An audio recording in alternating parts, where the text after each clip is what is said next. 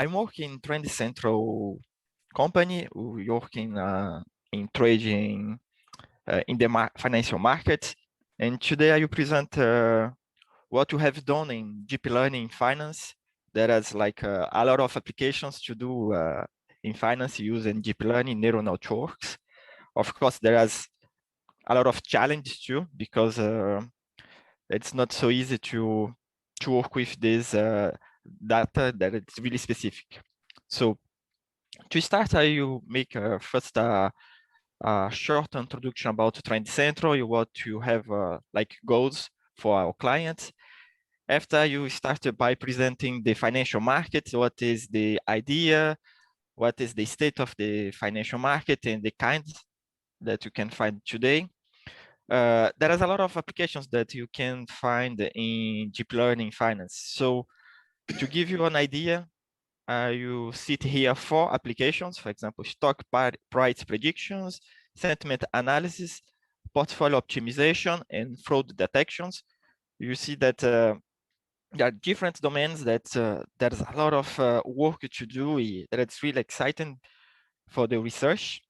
And to provide you a real case of deep learning finance, you make the presentation of our paper that was published last year, that it's about the sentence analysis for the financial data. So different from all the ideas that in general context, the financial domain, it's like really different because you have specific information and numbers that are really important to take care in the right way to get the right meaning of a sentence for the different entities. And to finalize, I will show you a real case of our product to use the deep learning to extract really relevant information for financial data that you can find for different sources, for example, from microblogs, from the news from coming from the United States to the China in Europe. So let's go start. So at Trend Central, we are a global leader of financial market research. Our goal is read less, know more. To have an idea today, if you're looking for financial news, and you can find more than 30,000 news about finance every day. So there is a lot of news that you can find in the main source from like Reuters or Yahoo or finance websites. So if you take that in other languages, you can have more and more news. So it's really hard for a person to read all this information, get what has happened in the world, in the market, if it's interesting to invest or not. So our goal is to improve the way of investors consume this data. How analyze this data and how to get the key points. So to do that, we provide like concise analytics that are simple to understand and easy to apply to investment strategies. So how to do that? To do that, we developed a powerful and robust AI that you so-called Felix. So Felix, it's running all the time.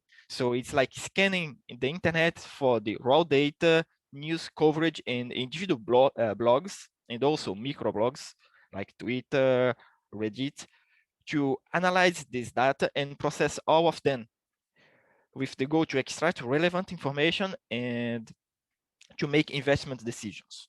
So this AI is composed of several modules that process all the documents from the article classification, entity recognizer, event recognizer, and relations, the sentiment, all this information that you can extract. And after, with the help of our analyst teams, we also provide more information about alpha generation, risk mitigations, and ability to easily track global markets. So the idea here is not only know what is happening with a company, but also to know what is the relation between a company and the world. So it is not so easy to analyze all this information. And finally, to be able to show this information in an easy way, we also provide like innovations with the visualizations, how to show this information in an easy way for the anyone can understand easily and make some decisions based on this information. So analyzing the financial markets can be really interesting. So I think almost all of us have already saw this table with several numbers in the movies or in some websites. We know a lot of information about Wall Street or more recently about Bitcoin. So what is the financial market and how and why the financial market change our lives? Because we are related to the markets, because with the all the it happens in the world. For example, now we know what happens in Ukraine and Russia. So all these things affect the financial markets. So the financial market, it's it can be any place or system then that provide buyers and sellers the means to trade financial instruments. So you have, for example, physical places that for financial markets, but also websites that provide you to buy or to sell any financial instruments. For financial instruments here, you can understand like stocks or cryptocurrencies, commodities, currency, or other kind of instruments. So the idea here is to facilitate the interaction between those who need capital with those who have capital to invest. So it's a place to help you to invest your money in a company or in an idea in a way that will be security for you and for the company, and you'll be as fast as possible. In the past, it was really hard to invest in the market because you have to go in the market by going there, buying your order, like take 2, 3, 4 days to do that, and receive a paper. So it was quite hard. Today it's really easy. You can access it by internet and make the orders. That's when you have your target price, you can pass these orders. So today it's really easy compared to the past. So, but what kind of markets you can find today? To see some of them, you have the stock at market. That's, I think it's the most famous because you can find it here, like stocks from Google, Apple, Amazon, or other companies, for example, the tech companies, but also companies about investments, companies about banks, or in the aeronautics. So you have several stock markets. Some stock markets are limited to countries, others to the region or a continent. So it depends each of them. You have also the commodity market that in this case is about the primary resources like the oil, the gold, silver. The foreign exchange markets, it's related to the currency, about the dollar, euro, rupees, how you can exchange these currencies. And you can see more that when you are traveling, you have to change your money to the country where you're visiting. So in this moment that you see how is the exchange, if it's interesting or not for you. And in the last years, we have also the cryptocurrencies with the Bitcoin, Ethereum, ADA, and in the last year, you have also the other kind of virtual monies that's coming to the market. So each kind of market have our specificities. So it's really important to understand how the market works and what are the factors that can make these markets going up or down. For example, stock markets are related more to the companies. So you have, it's interesting to know what is happening with this company. For example, the financial health of this company, it's they're making more money or not, or what is the law of the country where is the company are. For example, there are any changes or not. For example, some tech American companies like Meta, Amazon, Google have to change some policies in Europe that's not the same that's in United States. So it's really interesting to get up with all these informations that can change from region to region, because all these factors can affect the prices. The same with the commodities, and how is the countries that you can find these companies that extract like gold, silver, everything is going well there. There's any problem with the transport or, for example, the accommodation of this research. And like for the foreign exchange, it depends of the country, of the number of employees, the inflation, and the cryptocurrency that also depends of other factors like the general opinion. So the cryptocurrency sometimes can be really affected by the microbloggers like Twitter, Reddit, or but also what is the places or countries that accept a specific cryptocurrencies. So it's really important to get this information for each market. So when you have this information, the markets can have two states. The first state is the bull, where the prices are on the rise and the condition of the economy are generally favorable.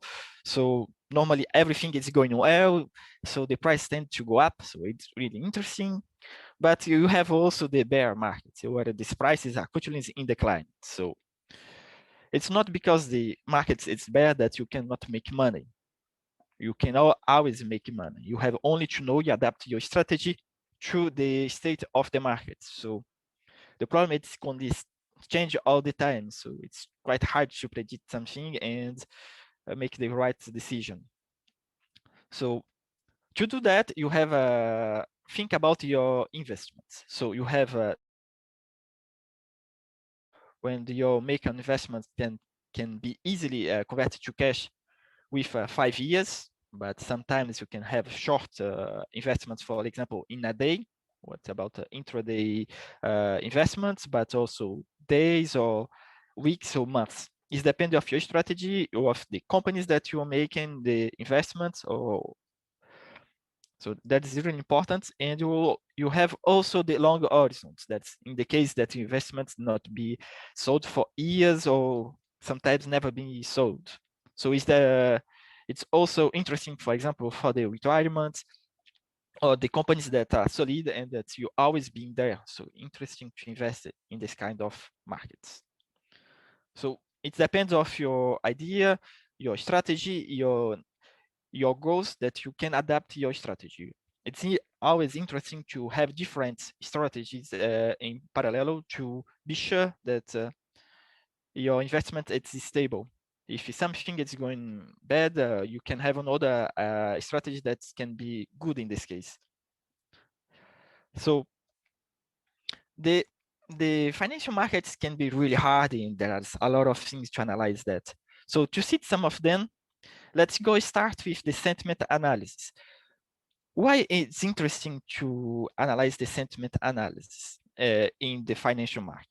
So first of all, the sentiment analysis is the study of emotions about a product, a service, a brand, or another subject. So the goal here is to analyze something. In your case here, you can analyze like a company or a group or a country, and know what happens with this. For example, service or brand in a text. So, however, there are a lot of challenges when you analyzing some a text, for example, and get the meaning of the sentence to predict the sentiment. For example, the first challenge is the tone. How is the idea be expressed if you like my speech, or if not the polarity that is in this sentence? The sarcasms can be really hard to identify because they provide the opposite meaning. So it's really important. For example, if you're analyzing like microblogs, the emojis can help you to get the right meaning of the sentence. For example, when you making a sarcasm in a sentence, normally we express an idea with the words, and the emoji it's different. So you have to take care and analyze these informations. Also, you have some idioms that's specific to a language, to a region, and sometimes to some domains. So it can be hard sometimes if you don't have all this information. The negations also can be quite complicated when you have like a really long sentence. You have the negations of some parts, and to extract all the correct meaning of the sentence, it's not always so easy. And also the comparative sentence that you can compare, for example, two stocks or two companies, and you have one good and the other it's not going well. But sometimes you can have two good stocks that's going well, but one it's better than the other. So you have to attribute the right meaning in the sentiment in this case. Well, the sentiment analysis you can use in several applications. For example, in social media monitoring, to know what is the sentiment of the people in a group, for example, or about a post, as the people accepting or going more or not to what happens. The customer feedback, that's really interesting. A lot of companies, websites using this application to have an idea how, for example, a group is selling his product, it can be accepted or not by the clients. So you can have a procedure to get always a good feedback of the group and know what is the product that's not going well and to improve these products, for example. Also, you have the brand monitoring, reputation management. For example, you can do that, for example, to have an idea how it's the concept of a company, it's going well, or of a political group, as the people going accepting that or not, and know what is the difference, for example, for regions. Sometimes it's not the same. And in our case, the market research, that is our goal here, to analyze what's happening with the companies. So, for example, here you have the work of Mishev that analyze the sentiment analysis task as a classification problem. So he analyzes a sentence from microblogs or the news headline and classify it as negative, neutral, or positive. Here he analyzes several approaches, going from specific lexicons to word sentence encoders to the last models used in transformers. So you can see here in the graph that the most recent approach, that in the right side, there are BERT and Albert and all the transformer variation based models achieved really interesting results, about 90%. So which provide us quite good results to get the sentiment of a microblog of the news. So what can help us today to get good feedback without it happens in, for example, in the market. So the second application, the stock price prediction. So the goal here is the name say, it's to predict the price of a stock in a short, medium, or long term. However, this is not so easy because the stock market is volatile, dynamic, and non-linear. It depends of several factors like the politics, global economic conditions, unexpected events, or company financial performance, and so on. So when you think that everything is going well, sometimes you have like a disaster or a conflict or the inflation or some law that's like making something change in the market, and which make the markets be volatile or sometimes very dynamic. It can be go up and down. You have to be up of all information that happens.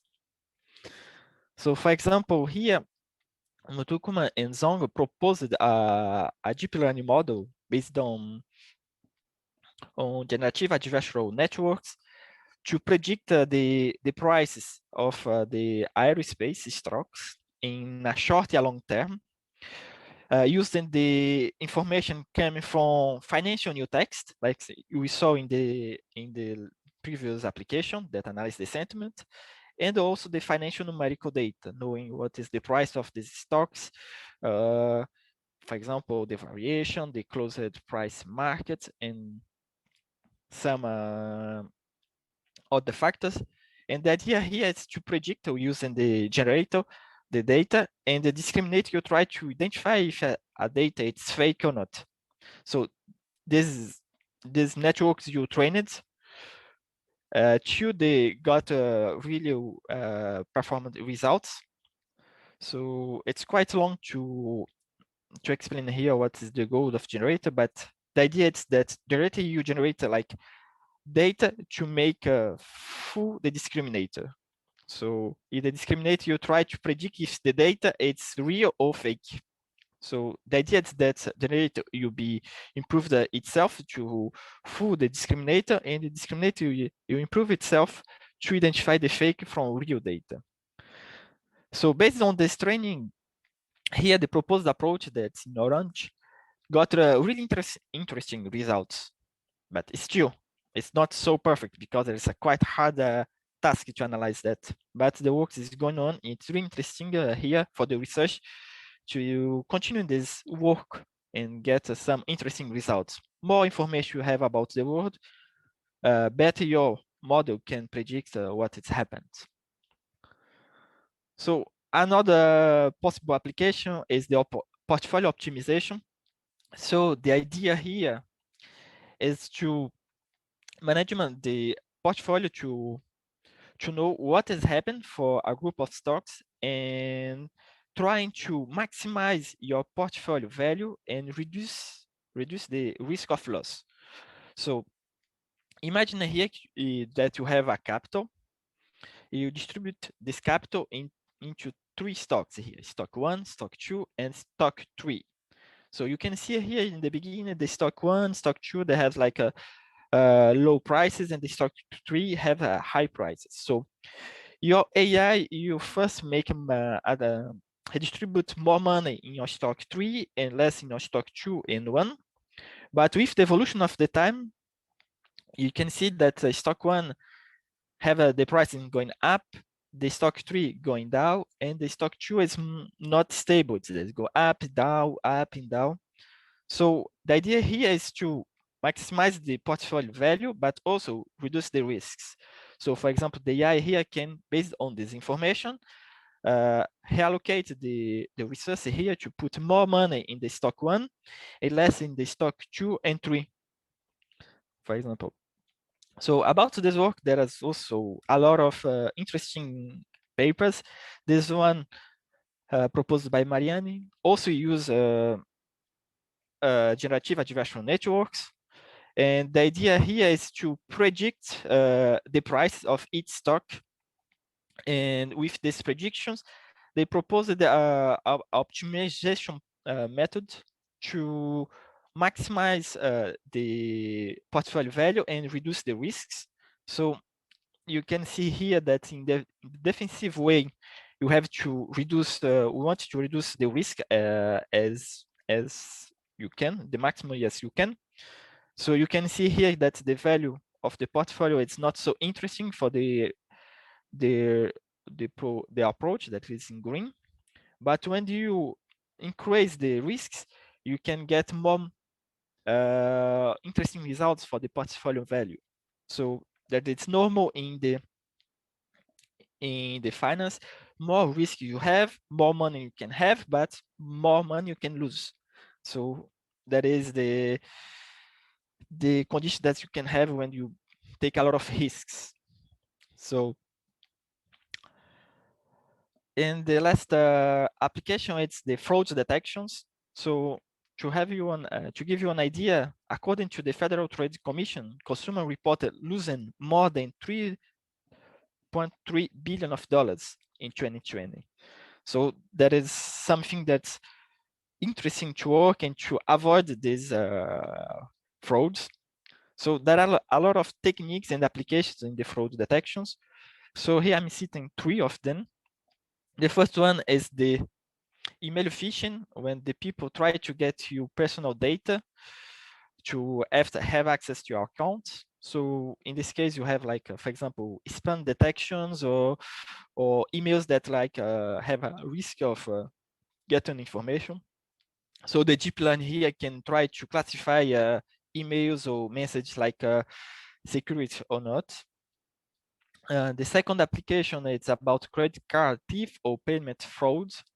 So in this case, the fraudsters stole your data, your information about your credit card, for example, in online payments, and try to buy something with your identification cards. So the goal here is the bank's systems analyze your historic about all your payments and see that this payment is like a really different for the place and for the websites. So in this case, it then demand you more a validation process to be sure that you are buying this product, for example. And the next one is the fake application or document forgeries. That is, in this case, there are the people trying to make a fake document and try to make like take some rents or some loads in your name. So the idea here is to validate and see if your document it's original or not. So you can have several approaches for identify if the passport it's original or not, or some ideas. So that is going from the image analysis, for example, to get all the identification markers that you can find in a passport, for example. Here I cited some examples of work in the fraud detections. You can have, for example, here for the stock price manipulations. That's quite hard to analyze because you don't have too much data about this manipulation. So there are a lot of challenges. Also, for example, for the credit card fraud detections, or for example, to try to do the data augmentation in negative financial samples. So there is a lot of work to do here. If, for example, if you are interested, you can find interesting works and a lot of things to improve. So going now, for example, in a real case here, using deep learning in financial data. So last year we presented this work that's contextual sentence analysis for the sentiment prediction on financial data. That was in the conference, the big data. So the sentiment analysis on finance, it's more complicated than in general documents because here the sentiment opinion can be a financial entity, and this affect a lot of the market dynamics. Why? Because when you have, for example, positive sentiment about a stock, normally you do nothing. It's not like you are going to invest or not. But when you have like negative sentiment about the stock, normally the people sell the stock. So when you have like negative sentiment, the price is tended to go down really fast. But when you have a positive sentiment, the price don't go up really fast. So the idea here is the negative. It's really, really important to get as fast as possible, because if the price is going down, the people are gonna lose money. So to do that, you have to identify these entities. An entity here can be a stock, a commodity, a foreign exchange, a cryptocurrency, or other instruments. In your case, you are gonna focus on stock and cryptocurrencies. And the challenge here is that a text may refer to several entities. So the goal is not taking the sentiment of the sentence, but taking the sentiment of an entity. So the case that a text can have like different entities, and each entity can have a different sentiment. So it's important here know what part of the text is talking about an entity and the other part of another entity. Another challenge is the unique linguistics and semantic features that you can have in finance. For example, there are some words that have different meanings from the general context that you can find. And finally, you have like finance text that can be composed of newsletters, like objective way of writing, and microblogs that really subjective and have different words and how to express the feelings about a company or about an investment. So in the paper that I have cited before, the people analyze the sentiment analysis as a classification problem. So you have only 3 possible outputs: negative, neutral, or positive. This classification, it's quite interesting when you analyze like general sentiment about general text, but when I go up to the financial documents, it's really important having more precise analysis, because for example, having like a negative neutral, it's quite different from very negative. When you have very negative sentiment about a company, it's like the price is going, everything is going bad in this company. So for example, you have to change your strategy or be care about what is going to happen from, for example, from positive or more or less negative. So the idea here now is to analyze this problem as a regression problem. So in this case, the sentiment score will be gonna from -1 to +1. So you have the difference between very negative or very bearish to very positive or very bullish. So that is the difference. It's more complicated to analyze here because you have all these values: -0.3, 0.4, 0, 0.1, 0.7. So it's more complicated to analyze. So what is important to get this information from the market? What is the impact of the news in the market? So, for example, the microblogs have a big impact in the cryptocurrency because the people exchange ideas there, and sometimes you can have the prices going up or down with interesting delays when you are having the access from the microblogs. For example, you have the Bitcoin that can be really interesting to analyze. For example, you have the Dogecoin that the people was talking about in the social networks and making the prices going up. Also, there are two companies that it's the MEC and the GameStop, where the people in Reddit it was talking about to holding their stocks for a long time and making the market really crazy for a moment.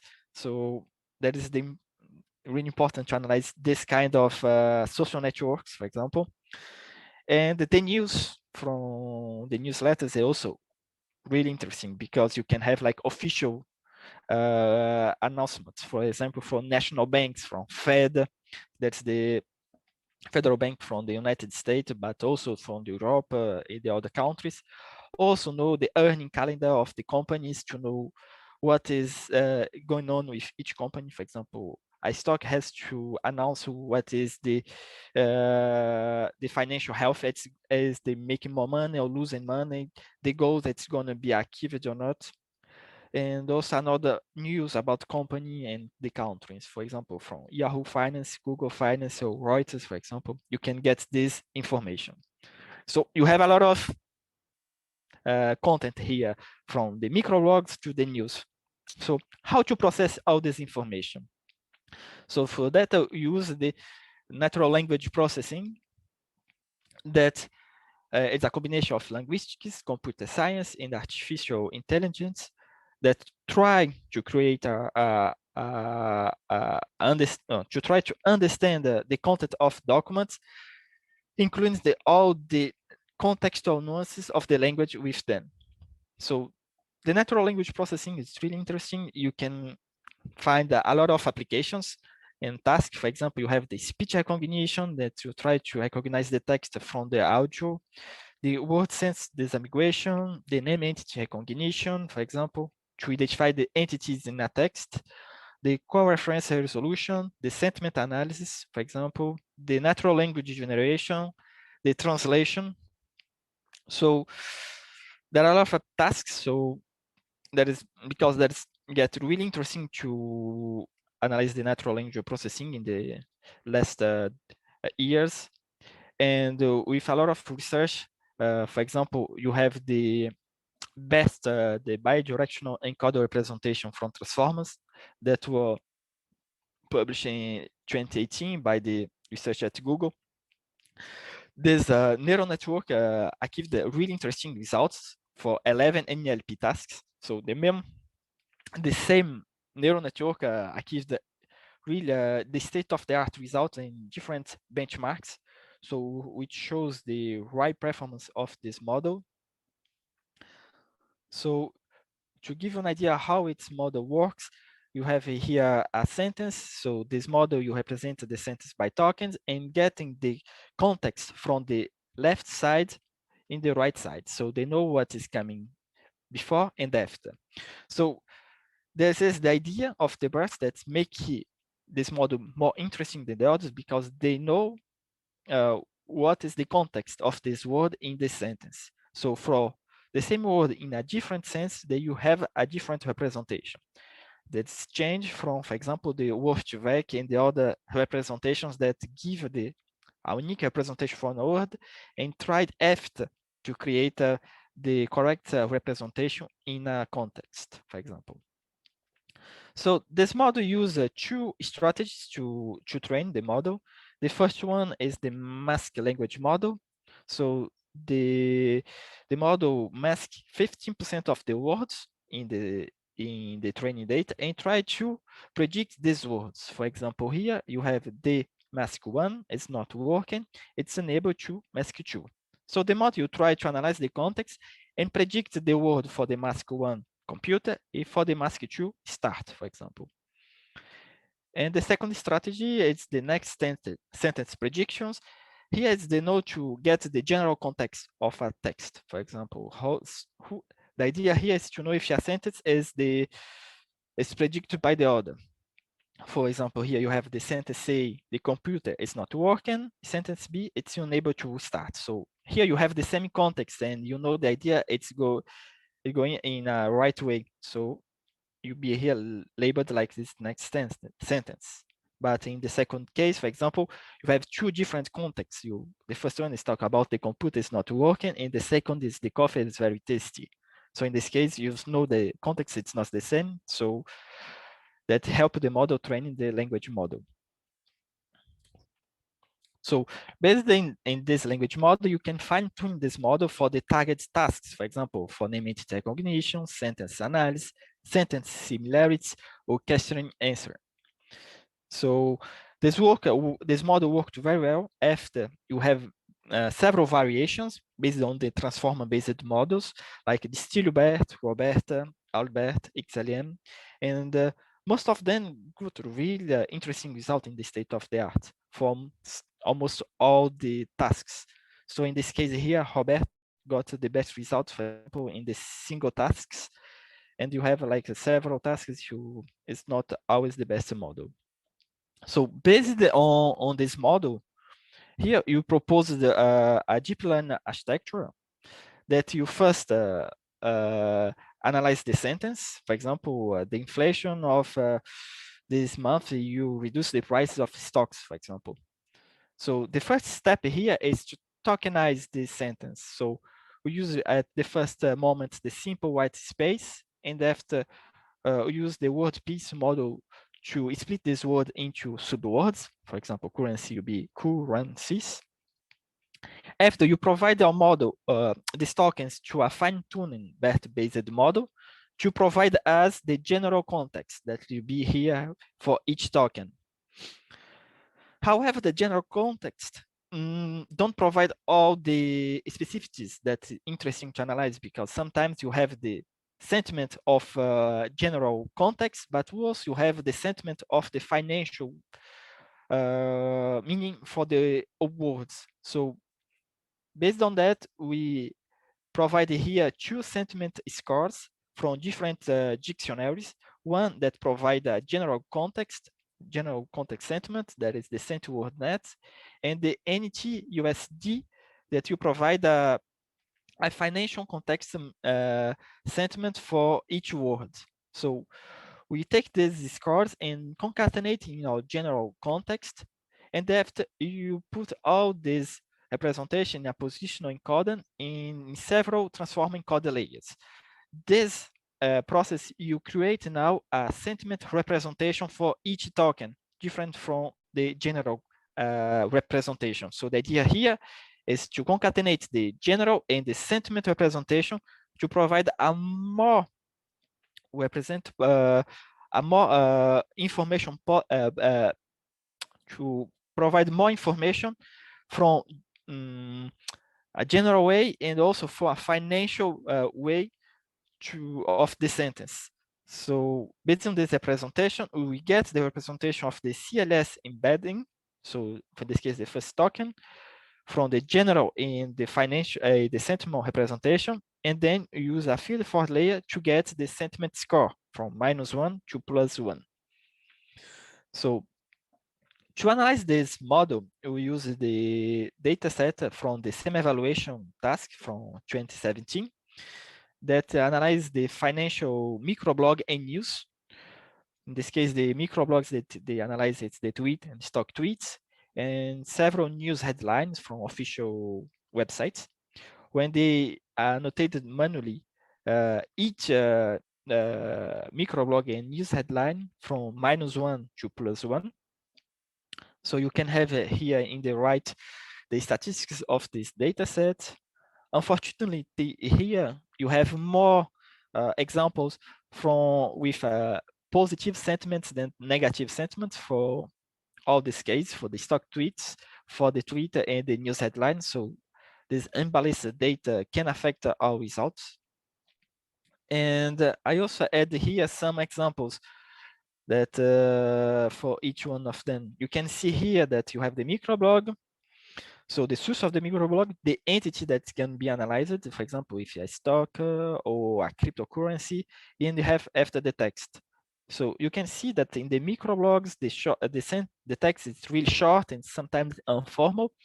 And the news headline, you have longer sentence with a correct way of writing and expressing the ideas. And the sentiment that can be like a really precise, for example, -.159, for example, or sometimes 0. So it's quite hard to get all this precision here in the sentiment. So to compare to our model, you create also 3 baselines that you follow more or less the same idea. So they first tokenize a text. After you feed these tokens in a fine-tuned language model. And after a feed-forward layer to predict the sentiment score. So for the fine-tuned language model, used here the three BERT variations. There is the BERT, the Roberta, and the Stilo BERT to give us an idea of the difference with the language model and the sentiment analysis task. And you also select the best 3 systems at the same evaluation task, for example. So to train our models, we first remove all the HTTP links and locate all the texts. For our model, we use the several transformer amount of transformer layers from 1 up to 6. Use the batch normalization, mean square error loss, a batch size of 8, and early stopping. Here, as the microblogs and news headline have a completely different way of expressing the ideas, we create a model for each one of them. So one for microblogs, another model for news headlines. To select our fine-tune BERT-based model, we first train the baselines, and you select the best one. That in this case, it's the Roberta.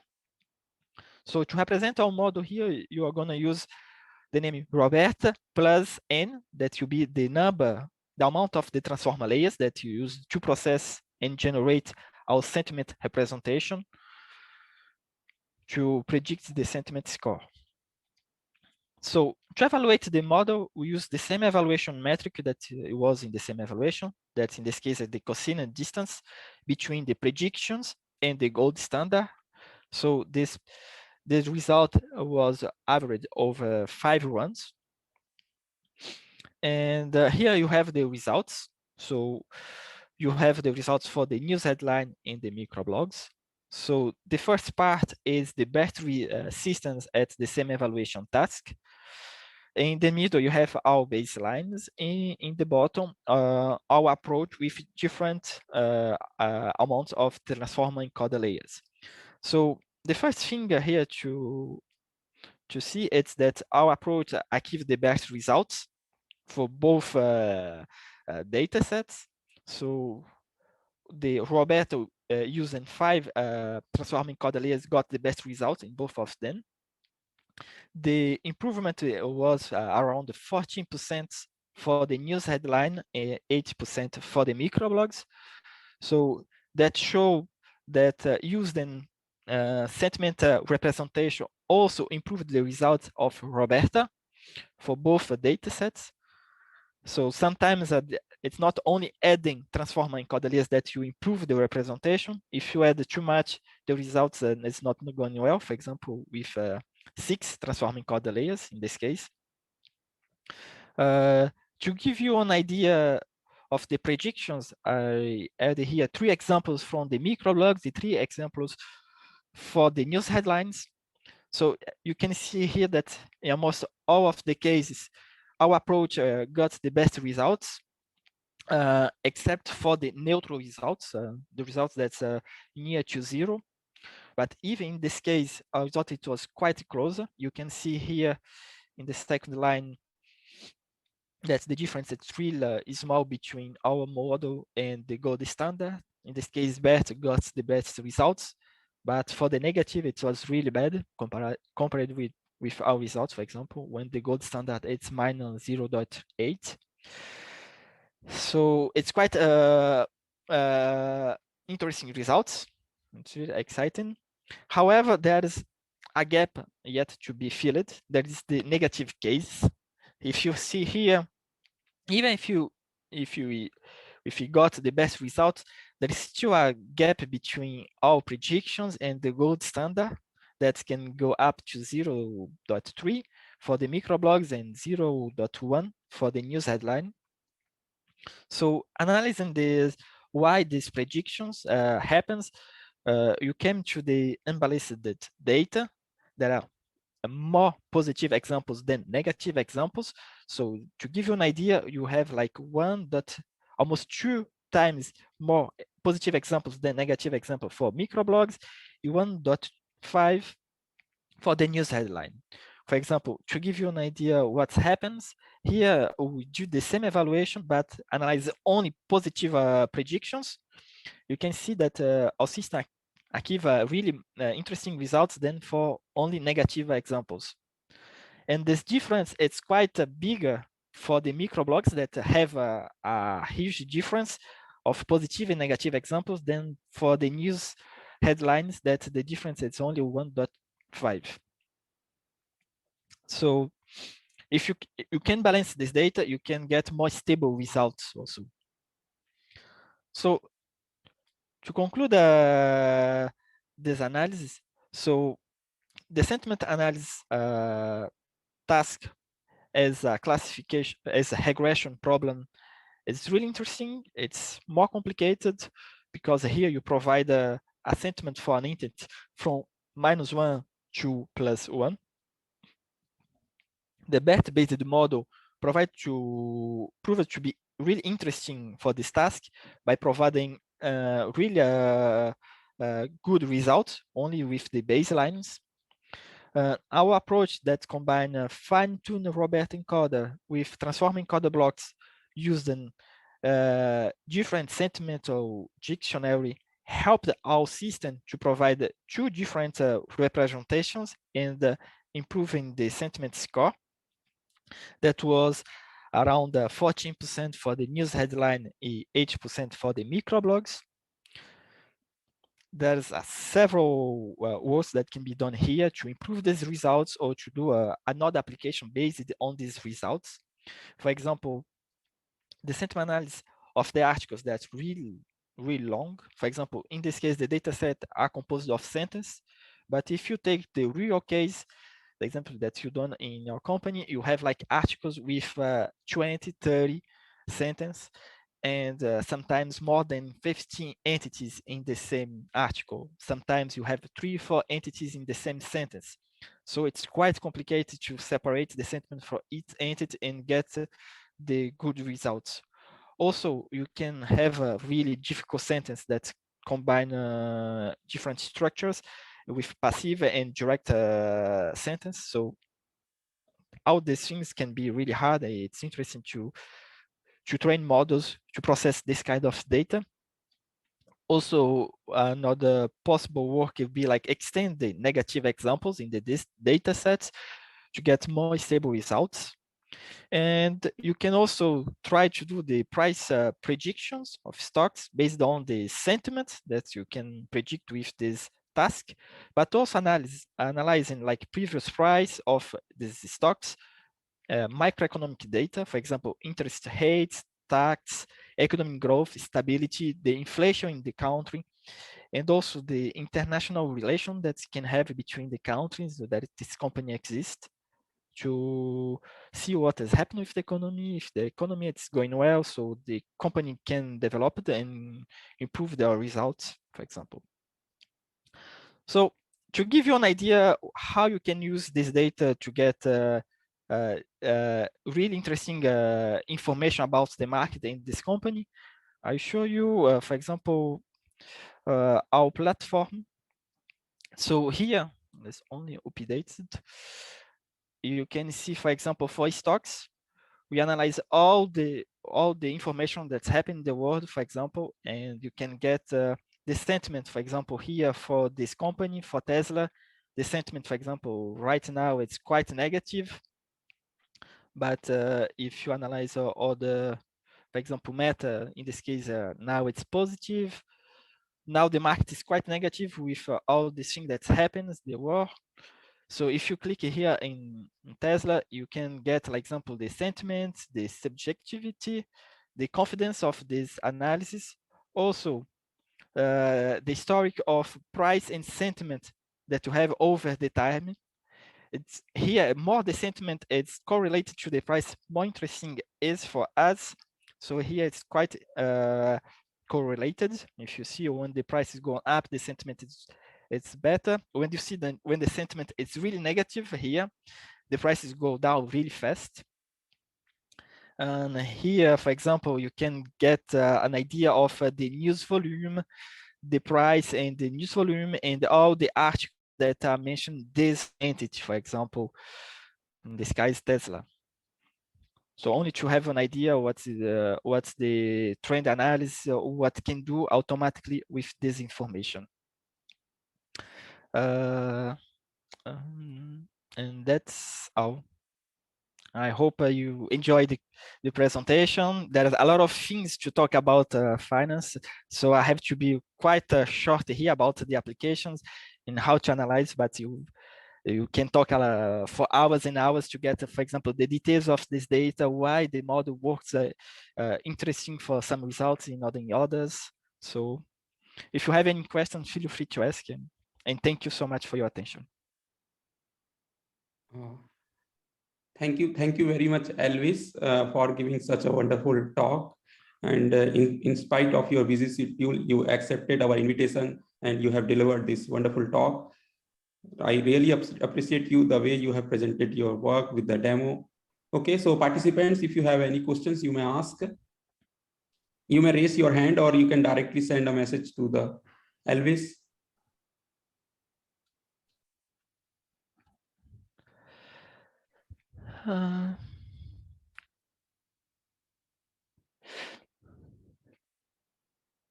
So for the first question, you may raise your hand so we can unmute you. You can talk.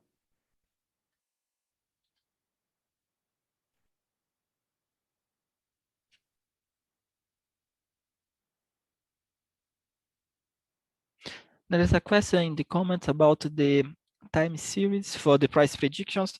So it's quite complicated for the question for Mukesh. Thank you for your question. So the question is, for price forecasting, how many data points you consider for ST gain? For small data sets, like for a time period of 45 days span, can you go for machine learning techniques? For small data sets, especially for time series of 30 or 40 data points daily wise, which model should you prefer for price predictions? So in this case, it's quite complicated to get a specific answer for each time series. Normally, when you trying to predict prices, it's interesting to have more data than that. For example, 1,000, 2,000 to provide the model to get the right context. For example, there are some cases that you can use, for example, 3,000, 4,000. When you have too few data, it's better try other techniques than the machine learning, because you'll be like overfit really fast. So what you can do, it's like taking more of the works that analyze today, it's like taking big companies or big ETFs that you can follow the market. For example, you can find some works that try to analyze the Nasdaq. That's 100 tech companies like Google, Meta, Amazon. So you have a lot of information about that and try to predict.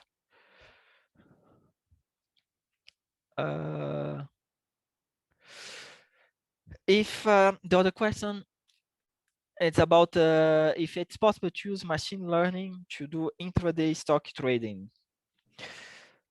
It's quite hard to get all this information. For example, when you use more the people that I know that use an intraday negotiation, they use a more sometimes visualization approach to see what's happening with the price. Because except if you are waiting, for example, some announcements, you can see in the day that, for example, the Fed, the National Bank of the United States, is going to announce the inflation for a time period. The market is really hard to predict something. For example, yesterday, the market was really down with the war, but today it's quite positive. It's like the boomerang. It's like negative yesterday, today it's positive. So for investments like intraday, you have to analyze what happens, if there are any announcements that's gonna be done. So the people go more for the visualization sometimes for intraday. So it depends of strategy and the company that you're analyzing. It's like really volatile as company. For example, the cryptocurrency is quite hard because it can change really fast.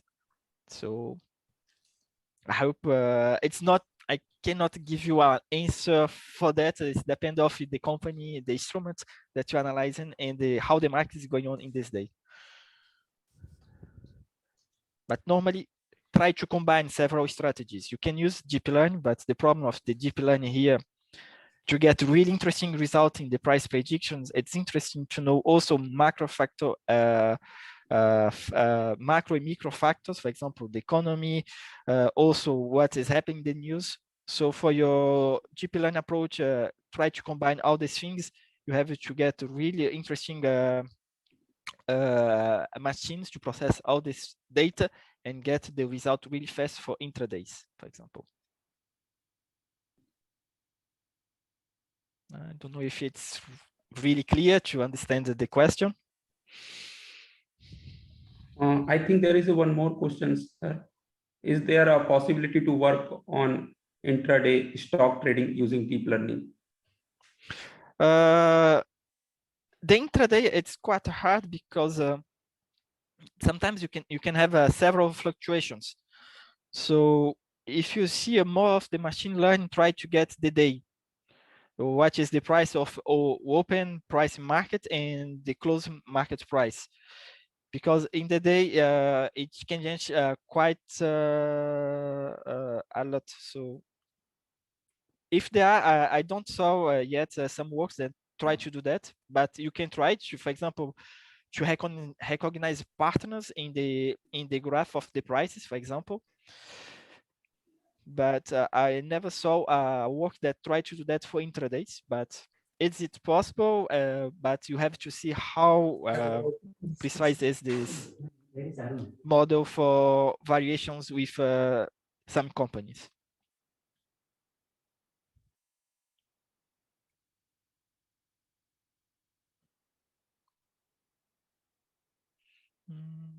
If there are other questions.